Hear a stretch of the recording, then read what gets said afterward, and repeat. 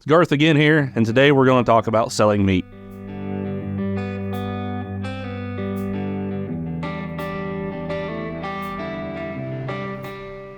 Now that we've covered the food business basics, let's talk about selling meat.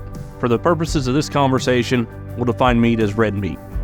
As new producers venture into direct marketing, there are a few things to keep in mind, particularly when it comes to food safety and the regulations that pertain to selling meat.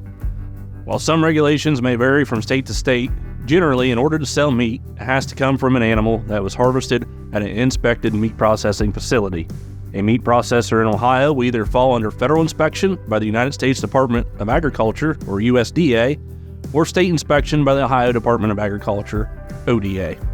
The biggest difference between the two inspection agencies is that USDA-inspected product can enter interstate commerce, meaning they can be sold across state lines. Inspected product will carry an inspection legend on the label. The USDA inspection legend is a circle with the establishment number that identifies the processor. An ODA inspection legend will be in the shape of the state of Ohio. To complicate matters, there are Ohio processors that are inspected and approved for cooperative interstate shipping, or CIS. These ODA-inspected facilities meet the requirements for sale across state borders. In Ohio, there are also custom-exempt meat processing plants. Custom-exempt plants process meat for producers' own use. The meat cannot be resold. These products will be labeled not for sale. Let's talk about product pricing. Regardless of how much you charge for a carcass or a cut of meat, you must know two things. One, what is your break-even price? And two, how much money profit do you want to make? To determine a break-even price, one must know their cost of production. The following are potential factors that should be considered as production expenses on a per-head basis. Don't undersell the value of practices that make your product unique. Using beef as an example, keep in mind that most locally processed beef is not graded. Be careful in how you advertise the quality of your product. Ungraded beef should not be promoted as choice, prime, or certified Angus beef. When we think about cost of production, we need to account for everything. Cost of the animal. If the animal was purchased, what did it cost? If home raised, what did it cost to produce that animal? Feed. Either the value or cost of feedstuffs and mineral that were either produced or purchased. Veterinary expenses. Any vaccinations, dewormer, other medications, and veterinary bills. Think about bedding and supplies. Transportation. Not only fuel, but wear and tear on your truck and trailer.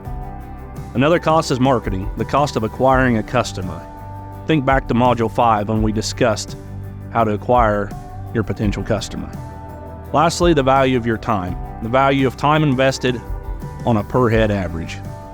We add all those things together and we come up with a break-even cost per head.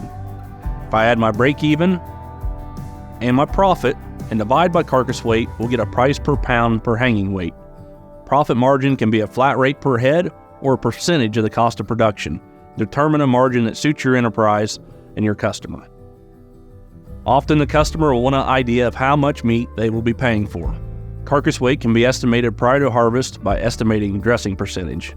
Dressing percentage equals the carcass weight divided by the live weight times 100. In a beef example, grain-fed, non-dairy type steers and heifers will dress around 62% and closer to 59% for a dairy steer. Hogs will dress around 70% and lambs in the mid to high 50%. Dressing percentage can vary depending on gut feel, muscling, fatness, and cleanliness of the hide. To determine prices for individual retail cuts, the formula to calculate cost of production is similar. However, the cost of harvesting, processing, packaging, and labeling of the product must be accounted for. Time spent marketing and advertising can be considerably higher when marketing individual cuts. When calculating the price per pound of individual cuts, one must consider cutting yield. Cutting yield is the pounds of retail product divided by the carcass weight times 100. Cutting yield will be influenced by boneless versus bone-in product, muscling, amount of fat needed to be trimmed, and the amount of fat in ground product such as hamburger or sausage. In summary, direct marketing to the local consumer can be a way to add value to your livestock enterprise when done correctly. Continue to work and develop a relationship with your local meat processor, produce a product that has a quality eating experience, and you will be sure to have return customers.